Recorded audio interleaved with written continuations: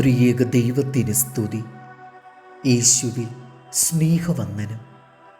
അനുകൂല സാഹചര്യങ്ങളിൽ മാത്രം ലഭിക്കുന്ന സമാധാനമല്ല, വിപരീത സാഹചര്യങ്ങളുടെ മധ്യത്തിലും ഉണ്ടായിരിക്കുന്ന സമാധാനമാണ് ജീവിതത്തിനാവശ്യം.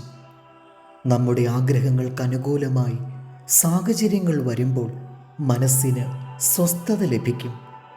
എന്നാൽ എപ്പോഴും ചുറ്റുപാട് അനുകൂലമായിരിക്കില്ലല്ലോ. അപ്പോഴും ഉണ്ടായിരിക്കേണ്ട സമാധാനമാണ് യേശു തരുന്നത്. കർത്താവ് തൻ്റെ മരണത്തിന് മുൻപ് ഒരു ഭാഗപത്രം തയ്യാറാക്കി തൻ്റെ വസ്ത്രം ഭടന്മാർക്കും ശരീരം അരിമത്യക്കാരൻ ജോസഫിനും കൊടുത്തു. സ്വന്തം ആത്മാവിനെ പിതാവിൻ്റെ കയ്യിൽ ഭരമേൽപ്പിച്ചു.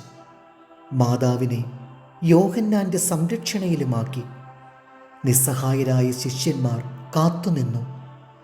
അവർക്ക് കൊടുത്ത അവകാശമാണ് ദൈവത്തിൻ്റെ സമാധാനം. അത് ലോകം തരുന്ന സമാധാനത്തിന് തുല്യമല്ല. കർത്താവായ യേശുവിലൂടെ ലഭിക്കുന്ന സമാധാനം ഒരു രീതിയിലും ഇല്ലാതാക്കുവാൻ കഴിയില്ല. സാഹചര്യം വിപരീതമായാലും കർത്താവ് തരുന്ന സമാധാനം നിലനിൽക്കും. ഭൗതിക ഉപാധികളോട് അത് ബന്ധപ്പെട്ടതല്ല, ആത്മീയ വഴികളിൽ നിന്ന് ലഭിക്കുന്നതാണ്. കർത്താവിൻ്റെ സമാധാനം സാഹചര്യങ്ങളെ അതിജീവിക്കുവാൻ ശക്തമാണ്. ജീവിക്കുന്ന യേശു കൂടെയുണ്ടെന്ന് വിശ്വസിക്കുന്നവർ സമാധാനമുള്ളവരായിരിക്കും.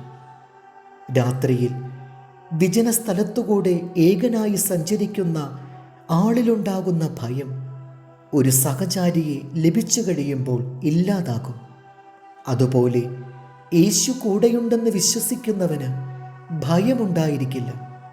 എൻ്റെ സമാധാനം ഞാൻ നിങ്ങൾക്ക് തരുന്നു എന്ന് പറഞ്ഞ യേശു ശിഷ്യന്മാർക്ക് കൊടുത്ത അവകാശമായിരുന്നു അത്.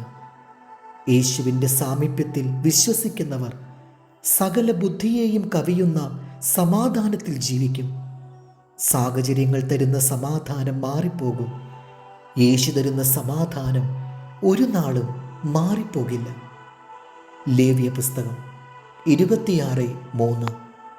എൻ്റെ ചട്ടം ആചരിച്ച് എൻ്റെ കൽപ്പന പ്രമാണിച്ച് അനുസരിച്ച് ഞാൻ തക്ക സമയത്ത് നിങ്ങൾക്ക് മഴ തരും, ഭൂമി വിളവ് തരും, ഭൂമിയിലുള്ള വൃക്ഷം ഫലം തരും. ഞാൻ ദേശത്ത് സമാധാനം തരും. നിങ്ങൾ കിടക്കും, ആരും നിങ്ങളെ ഭയപ്പെടുത്തുകയില്ല. ഞാൻ ദേശത്തു നിന്ന് ദുഷ്ടമൃഗങ്ങളെ നീക്കിക്കളയും. വാൾ നിങ്ങളുടെ ദേശത്തുകൂടി കടക്കയുമില്ല. ദൈവം നമ്മെ അനുഗ്രഹിക്കട്ടെ.